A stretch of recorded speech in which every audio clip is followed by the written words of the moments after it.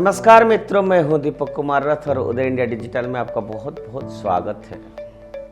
मित्रों, आज मुझे बड़ा कष्ट हो रहा है क्योंकि ये जो दोहरे चरित्र वाले दगाबाज और सिक्कों पर बिकने वाले गद्दार कम्युनिस्ट, दोस्तों, जब से रूस ने प्रधानमंत्री नरेंद्र मोदी जी को highest civilian award order of Saint Andrew the apostle दिया है, तब से यहां के कम्युनिस्ट और लेफ्ट इकोसिस्टम वाले बिलबिलाए पड़े हैं।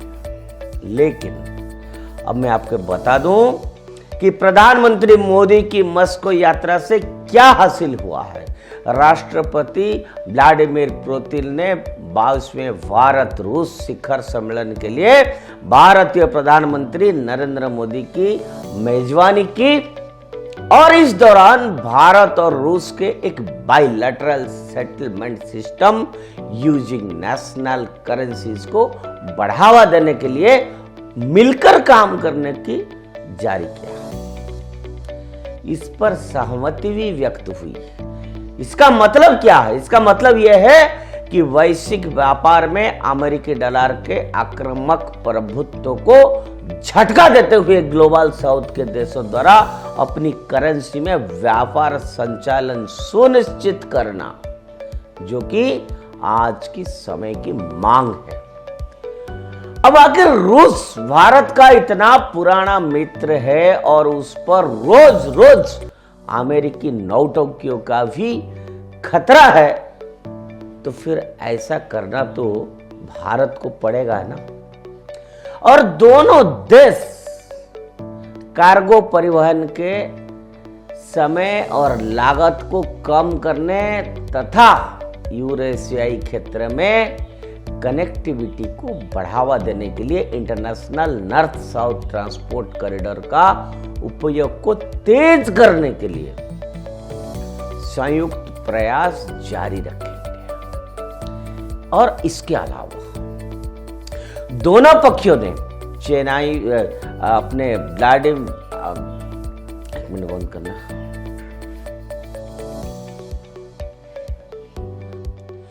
दोनों पक्षों ने Chennai Vladivostok inter maritime corridor और international north south transport corridor के कार्यान्वयन के लिए साथ साथ नॉर्दर्न सी रूट की क्षमता का उपयोग करने सहित इंफ्रास्ट्रक्चर की क्षमता बढ़ाने पर भी जोर दिया जाएगा। इसके साथ ही प्राइम मिनिस्टर नरेंद्र मोदी ने यूक्रेन मुद्दे पर भी पुतिन से खुलकर चर्चा की और इस बात पर जोर दिया कि जंग किसी भी चीज का समाधान नहीं है और ये रुख भारत का पहले भी था।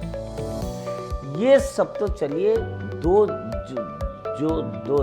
देश है उसके बीच का राजनीतिक घटनाक्रम है और ये चलता रहेगा। लेकिन मुझे बड़ा मजा आ रहा है कि भारत के लेफ्ट इकोसिस्टम के विधवा विलाप को सुनकर, ये जो विधवा विलाप है ना कम्युनिस्टों की, इसको सुनने में बड़ा मजा आता है। ये कम्युनिस्ट किस तरह से बिलबिला रहे हैं और किस तरह से पानी पी पी के रूस को गाली दे रहे हैं, वह मुझे तो बहुत ही आनंद आ रहा है। रूस जब यूएसएसआर हुआ करता था तब भारत के कम्युनिस्ट हर बात के लिए उनकी तरफ मुंह उठा के चल देते थे। सारी इनकी स्ट्रैटेजी, पाठ्यक्रम, छपाई, हलन, पूर्ण विराम, वर्ड का आईएससी सब वहीं से संचालन होते थे। यूएसएसआर इनको बोटी देता था और दुम हिलाते थे, ये चलता था। यूएसएसआर के टूटने के बाद फिर पुतिन ने ये सारा चीज बंद कर दी। 2018 में इनको उम्मीद थी कि रूस कम्युनिस्ट की जन्मदाता मार्क्स के 2वें जन्मदिन पर बहुत मजा कराएगा और ये जम के दारू मंच उड़ाएंगे, ऐसी करेंगे और कुछ माल मुद्रा भी बनेगा।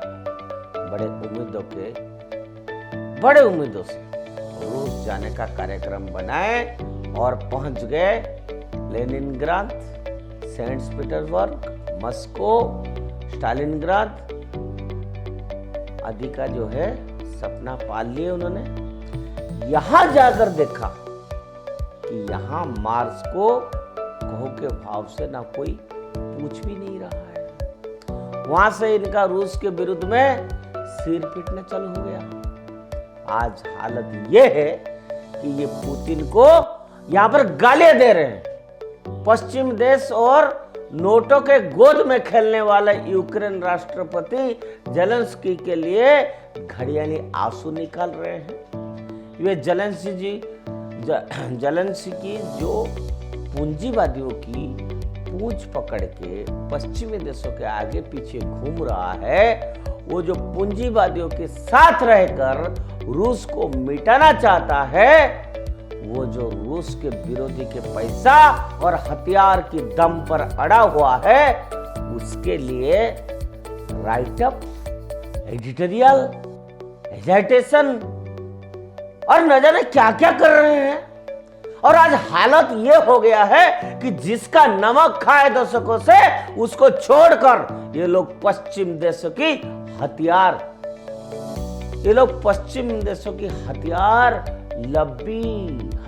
की लब्बी कर रहे हैं। सोरोस जैसे ग्लोबल टेरर फंडिंग करने वाले पूरा विश्व में हर समय कोई ना कोई लड़ाई लगाने वालों की दुमछला बने घूम रहे हैं। शर्म नहीं आ रहा है? और ऐसे समय उसका साथ छोड़कर भाग गए जब उनकी जरूरत थी अपने पक्ष में माहौल बनाने में। जिसने वर्षों तक इनको पाला था और इनकी पीढ़ियों तक उस कमाई की पैसे के दम पर जी रहे थे, खा रहे थे, आज यह उसी को आंख दिखा रहे हैं। आज इन्होंने अपना बाप बदल दिया है। चीन के हाथों में खेल रहे हैं ये, अपने ही देश में आग लगा रहे हैं ये। इससे आपको भारत के और दुनिया के कम्युनिस्ट मजहब के लालची, पैसे पर बिकने वाला धोखेबाज और मक्कार कम्युनिस्ट माफियाओं की मानसिकता का पता चलता है। और मित्र, मैं कहूं अब समय है, अब भी चेत जाइए, वरना वो दिन दूर नहीं है जब आपका देश, आपका प्यारा भारत फिर एक बार गुलाम होगा और आपके बच्चे बंधुआ मजदूरी करेंगे और भविष्य अंधकारमय होगा। यही कहना है हमको। मित्रों, इनको पहचानिए, दगाबाज को पहचानिए, देशद्रोहियों को पहचानिए और ऐसे बातें जो देश के लिए अच्छा है, वो बातें सिर्फ उदय इंडिया करता है। इसलिए मैं बराबर कहते आया हूं कि उदय इंडिया से जुड़िए और उदय इंडिया को सब्सक्राइब करिए। जय हिंद, जय भारत।